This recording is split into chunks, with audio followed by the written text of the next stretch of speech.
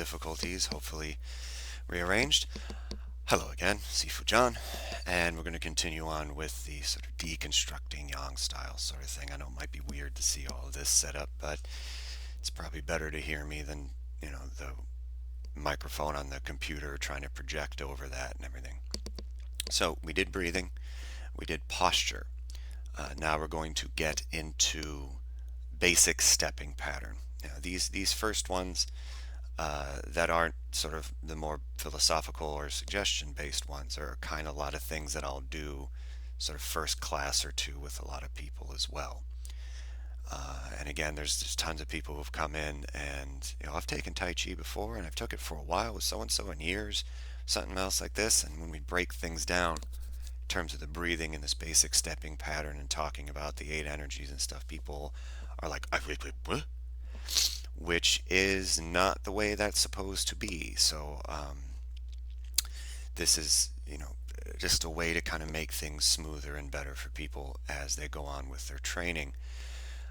Little sort of the way I break this down, it's going to sound like a lot at first. And it will sound like a lot at first because I'm my intent is to really, really break things down a lot in the basic stepping. And then over time, it enables it to become smoother. It enables it to become give the perception and the feeling of where the body weight should be, where the angles of the feet should be, where the angles of the knees and the alignments and all that other stuff. We talked about alignments already a little bit. But the breaking it down the way I'm going to break it down does seem to help be able to bring that all together and make it smoother. Again, that with internals, you don't want to stop. So even in Xingyi or Bagua, as soon as you open, you're continuing a fluid motion until you're ready to completely close down. Tai Chi definitely has these as well. Even if you're playing like Chen style, where it shows a lot of the Fa Jing and explosive energy, you make the explosive energy and then continue to move. So there should not be an actual stop to it. Now, these first few things, when we're working on the stepping and we're working on the hand work and then putting the two together, there will be some pausing and stopping. But over time, we're going to release that, get rid of it, and add in it to where it's now one contiguous fluid motion. In order to do that, I have found for myself, and other people have said that this method has helped them as well, is that really, really just breaking it the hell down, and then in order to build it up and make it more smooth helps. My analogy for this is to sort of make it like a cartoon. So if you have an animation with only a couple drawings or pictures in that 24 frame second, then it'll kind of look, oh, okay, like whatever. If you have a lot of pictures in with those 24 frames a second and a lot of intricate, smaller changes in the frame, in the movement of the figure or whatever it might be, the smoother and more correct to sort of natural movement and our perception of the eyes it's going to look. So that's kind of what I'm going for this, where we're going to kind of put a lot of animation stills together to make a more fluid, contiguous movement when we actually are playing to speed, so to speak. Now, speed doesn't mean you have to go fast. It could be sort of, the slower speed of taking the long form and making 15, 20 minutes, which is sort of average. Or if you really want to break it down to speed and make it like an hour or so, something like that. Done both. They have their benefits and struggles and everything. Depends upon how you want to play. But the more sort of little intricate, tiny little things we put in at first, as overwhelming as it might maybe seem, when we put everything together and start putting things together. So if I count like a 6 count in the beginning, and then all of a sudden now the count becomes maybe 5, and then 4, and then 3, and then 2, and it's just one motion and one fluid motion as we go through. I'm not changing actually the motions. I'm changing and I'm kind of taking away some of the interspersal parts. So now instead of 1, 2, 3, 4, 5, it becomes 1, 2, 3 into 1, 2 into 1. So it's still the same motion. It's just you can break it down and then put it together in a way to make it more smooth, more natural, more round, more contiguous, and fluid. That's the word I was looking for, fluid. So that's the reason why the steps are going to be broken down in kind of the way that I'm going to break them down here. So let's get to it. We're just going to kind of show feet first, which is a little uncomfortable for me in more ways than one. And then probably a little bit more in terms of how the whole body is moving with it as well. Um, so yeah, and kind of repeat some of the description with the different angles, but that way it can, you can see how everything kind of works in together. So here we go. All right, here we go with the feet. So we're going to start with shifting side to side. So I'm going to, well, first, before even that, actually, I should say, I'm going to start with my feet about shoulder width apart. And again, having the knees being able to go out over the feet. You want to start also feet about parallel. Now, this is kind of the first thing I'll say. Everyone's going to have their body be slightly a little different. I'm pigeon-toed, so my parallel feet, what's actually making my feet parallel and correct in terms of the alignment through the feet into the knees, into the hips, isn't where it looks directly parallel like that, because that's actually my feet turning in, my knees turning in, and the alignment's lost. So I have to cheat out a little bit in order to make sure that the alignments are correct and my feet are actually kind of really parallel. My knees are parallel going forward as well. So everyone's going to have a slight little bit difference and stuff like that. This is really weird just having this on my feet. So I'm going to try and move through this a little quickly because this is actually just kind of uncomfortable for me. So first thing we're going to do is I'm going to push. This is my right side, this is my left side. So I'm going to push from my right heel to my left. So now this right side is empty, left side is full. And I push to the other side. And I'm not pushing where now my hips are pushing out, and I'm not just kind of dropping over back and forth. Actually, from the heel, pushing my weight over, and pushing my weight over, and pushing my weight over. And you want to definitely feel a difference between empty and full, yin and yang. And there is a point where it's going to be 50-50 as it transitions. Now we're going to get into something a little later called being double weighted. This is not what double weighted means, 50-50. Because even in the five steppings, which is some of the absolute basic parts of Tai Chi, center is one of those five steppings. And at any point in time when you're transitioning between one foot and the other and moving, there's going to come at least some millisecond of a time where you're 50-50. That's okay, but we also have to differentiate full and empty, empty and full. So we're going to push side to side, and push side to side, push side to side, push side to side. And we'll go through this more also when we get into some silk reeling stuff and add a piece to it. But right now, side to side. And let the hips relax so the hips aren't jutting out either side. The pelvis isn't thrusting forward, and we're not hinging back. We want that Goldilocks zone in between. And push. So now I'm on my left foot. I'm going to add a little bit to it now. Where I'm going to lift up that right heel. And then I'm going to bring that foot to the ankle. Step back out, shoulder width on the heel first, then the foot. Now, this is a really important thing. That's kind of a struggle in the first class or two. I have no weight on this foot. As you can see, I'm lifting up my leg without having to shift to do it first. If I was to shift to do it and I step out here, see it's got some weight into it, then I'd have to shift to lift up. When I come from that ankle, I set the heel down, then the foot. I can pick it right back up without having to shift. And then I very decidedly, in a mindful manner, push, again, the weight to the other side. I lift up the heel, step into the ankle, Set the heel down first, then the foot. Still empty. I can still lift without shifting. Now I make it full. Sorry, that's a little bit better language. Lift, peel up the foot, step in. Heel first, then the foot, still empty. Then from the left heel, I push over and fill up the right leg. With my knee and foot, there's an alignment here. If I'm actually to look down, which you shouldn't do, if I'm to look down when my knee is bent and time under tension, so yeah, the quad's going to be active a little bit. Every day is leg day in Kung Fu.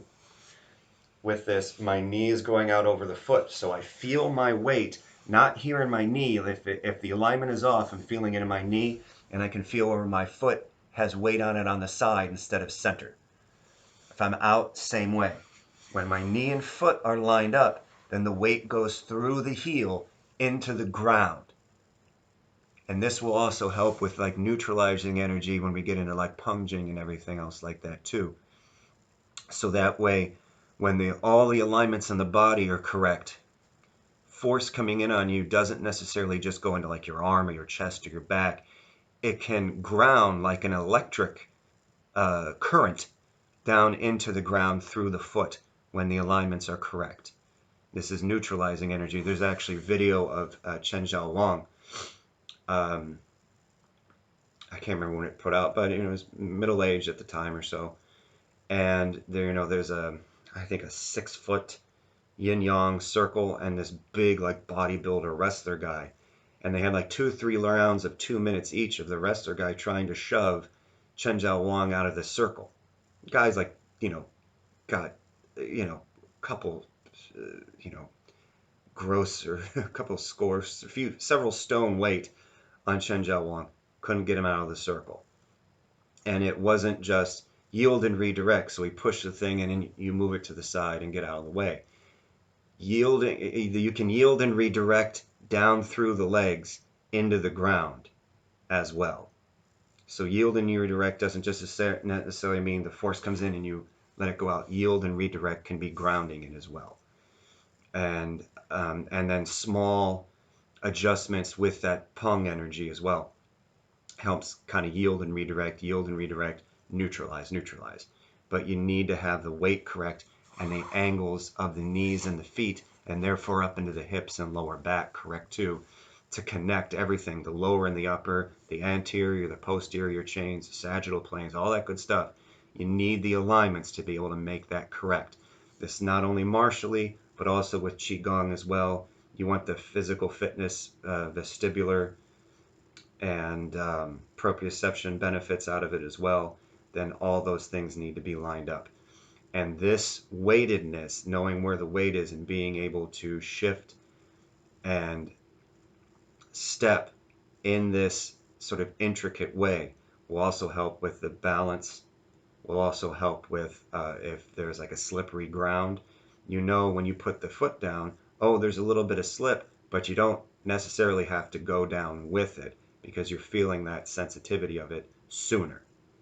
So, weight shifts to the left, lift up the heel, step in, step out, heel first, then the foot, shift, push over, lift, the heel, step in, heel first, then the foot, and push. 1, 2, 3, 4, 5 here at center, 6 here on the other side on my right. 1, 2, 3, 4, 5. Okay, so we're going to kind of see this in a little bit more, in a way that's a little bit more comfortable for me, actually. Okie dokie. So we're back. And this is what I mean by whole body with this. So ignore the cord. Again, it's just to try and make this sound a little better for you guys. So I like to kind of keep either the hands here or on the dantian. Again, keeping everything engaged. So it's not just kind of half your body doing something. Whole body is engaged in some fashion. and completing sort of like that circuit. So again, I'm going to bend the knees with the feet parallel so my shoulders and hips are lined up, tailbone tucked in, same posture as we talked about before. But from here, I push to the left, step in, step out, heel first, then the foot, empty. See, I'm not shifting when I can lift up, and then I'm center. And I shift over to the other side. Now look at my hips too. I'm not leaning. Dantian sternum, whole body, torso from hips up, slides. Parallel to the ground, slides. Not dips, slides. Lift, one. So one over here, two, I lift. Three, I come in. 4, 5, 6, back to center. Over to the left is 1, lift up 2, step in 3, step out 4, set down 5, center is 6. Again with this count, 1, 2, 3, 4, 5, empty, full, and 6. So this is now what I mean. I'm going to take out one of the counts in there to make it more fluid. So it's going to be 1, 2, 3, 4, 5. 1, 2, 3, 4, 5. And 1, 2, 3, 4, 5. Back to center. So notice, not leaning, not jutting on either side, and very clear about where my weight and my legs are. And right now they're 50-50, but again, with the knees bent over the feet, back nice and straight, tailbone, hips tucked in, I can feel my weight going through my heels into the floor. Yeah, quads are a little active. You're going to get time under tension because that's just the way the human body works. Doesn't matter how good you are, you're never going to get away from the fact that how the muscles in the human body work. If you're moving the human body muscles are going to work. You can be empty of tension and still be full of intent and energy. And you can be empty of sort of like harmful tension, but the muscles are always going to contract and release, contract and release. There's always going to be pulling of the muscles, or you're just not going to move. So there's no sort of mystical stair step or anything away from being able to have the human body move the way the human body is going to move. You can have ways to make that more efficient. You can have ways to make that more healthy and ways that are going to help you be able to cultivate whatever it is you want to cultivate, whether it's weird woo-woo stuff or just pure mechanical fitness. Either way, you can cultivate that doing these exercises and these movements. Oh, my sleep thing is bugging me. Sorry. And this is one of the basic ways to be able to do it. So we're going to go again. So I'm making sure everything's lined up like we talked about in the posture. Head up, chin in, tongue behind the teeth at the roof of the mouth. Sink. So when I sink, sink. Not leaning back. That's what leaning back looks like. Hinging has that. Shoulders over the hips. Sink. So I sink. Shift left. Lift up the heel. Empty, full. I cannot move this leg if there's weight in it and it's not empty. Same in all internals. In order to move a leg, to take a step, empty, empty, then push. The whole body moves as one unit together. So as we get further in our stepping, one of the things we think about and talk about too is when we step, we want everything designed and set up in a certain thing so the whole body can move together as a unit without having to make other adjustments as we go.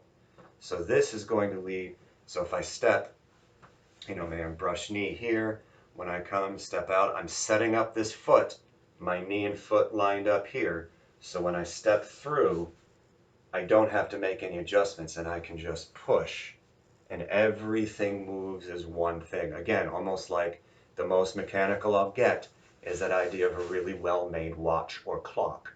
That if you have a gear down here moving, the gears up here are moving too, because it's all interconnected. So I sink to the left, right leg empty, lift up the heel, step in, step out back on the heel, set the foot down, and push. And we switch weight over, lift, in, out. I'm not used to these little sort of shoe things. When I do this, up. I wore these kind of more specifically because you can kind of see more stuff on them than just on my black shoes. And slippers didn't seem about right.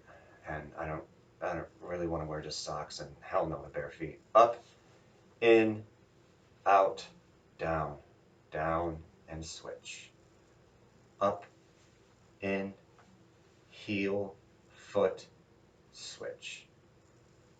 Up, in, out, down, back to center. And you can release.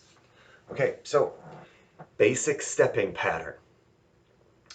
Anything, if we go side to side, continuing like side stepping, which we can do, because again, 5 steps, forward, back, left, right, center. Forward, back, left, and right all have this basic stepping pattern in it.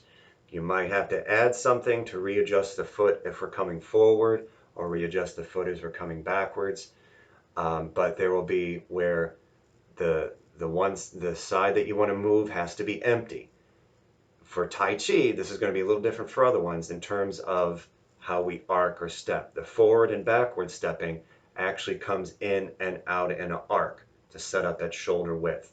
So we're like stepping in these half circles. Side to side is almost sort of like a little worm walking. We come in and step out, and come in and step out.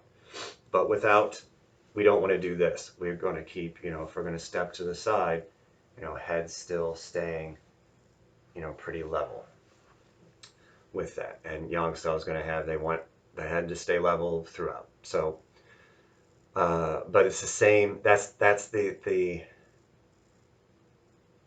most basic part, the most basic pattern of what the stepping is going to be. And again, this is sort of class 1 sort of stuff still, but it's all important, and all this stuff is going to make everything else not only easier, but also is going to make it more correct as we go on as well. So, hope you like it. Have fun. Good luck. Keep practicing. Appreciate it. Like, subscribe, all the good YouTubey stuff. And we'll see you later.